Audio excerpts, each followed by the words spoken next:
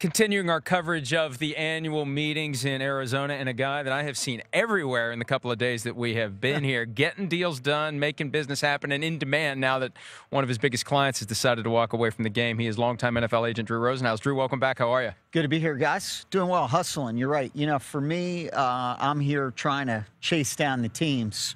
At the Combine, they're chasing you for, you know, the guys that they want to sign right out of the gate. Here now, you're chasing the general manager and head coaches to talk to them about draft and things like your that. Free agents who haven't been signed yet. We're in the second wave. And, of course, the draft. But at the Combine, there are no discussions about contracts, right, with moving free agents. That doesn't happen. That is such a joke. That's got to be the biggest travesty of all. You know, you made the point. I mean, they should just eliminate the whole tampering stuff. And just let it go, right? Yeah. Well, but the way I understand it, you negotiated a deal with the Raiders for Trent Brown in 3 minutes. I mean, it's very impressive to do a $66 million deal that quick. That was easy to get done.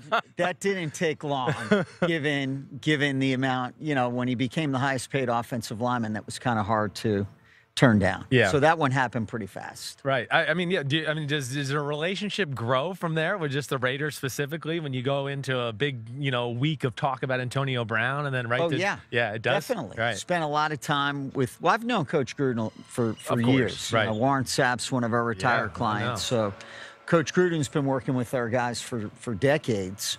But Mike Mayock, this was my first dealings with Mike as a general manager. But the Raiders, a lot of the people behind the scenes, like Tom Delaney, he runs their salary cap. He's been there as long as I can remember. Right. So I've had a long relationship with Mark Davis, Al Davis. This is my 31st year. So a lot of the people in the building have been there for a while. Right. Before we get to Gronk, Antonio Brown was the story of the offseason for the first couple of months. And I kept comparing him, Drew, to another one of your former clients, Terrell Owens, in 2005. And I remember what T.O. went through and how hard it was for him to get what he wanted. What has changed in 14 years where a player called his shot and made it happen and got out of a situation he didn't want to be in? You know, Antonio had 9 great years there, guys. And when we met with the Steelers in West Palm Beach, we met with the owner, Mr. Rooney, and we met with Kevin Colbert and Omar Khan, the GM and assistant GM. We just decided after hearing Antonio out that it was best for him to move on. I think the Steelers bought into the notion that it would be best for everybody if he was traded. It really wasn't a process of us just forcing them to do it. We explained our position. Right. And, you know, not everybody agreed with the approach, but at the same time, there were a lot of discussions going on behind the scenes that were very cordial. Yeah. Antonio's meeting with them was very positive. He and Mr. Rooney, they hugged and agreed that it would be time to move on, that it was 9 great years, but a change of scenery would be best. You know, his relationship with Ben obviously was not the best. The relationship with Coach Tomlin, unfortunately, was not at an all-time high. Right. And it made sense for both sides to get going. And, you know, going all the way back to Terrell's, it was a little more one-sided at that point. Well, so I want to piggyback off that a little bit now with the Antonio Brown thing. Okay, so now you know it's time to move on from Pittsburgh. This is where, first of all, I'm amazed by you. Players love you. And I want to tell the audience that because I played with Warren Sapp. He loved you. Anybody I've ever been around. Why didn't you hire him when you were playing? Well, I didn't know him that way. He didn't pursue me, so maybe he didn't think I was worth a damn. He's like, I'm not going to make any money with that bum. Get out of here. But how much do you get involved with like Antonio Brown? We're sitting here doing TV shows going, man, the stuff he's doing on social media, it might be hurting his trade value or his ability to get on with the. How much do you get into people's lives that way to steer them in the right direction? Well, I shared with Antonio my thoughts that I thought, you know, less is more with the media and social media and things of that nature.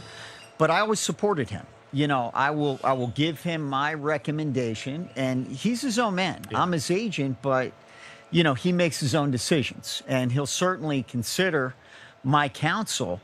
But it's not like we had this game plan to do stuff on social media. It wasn't something we concocted. It was really him just speaking from the heart. Sure.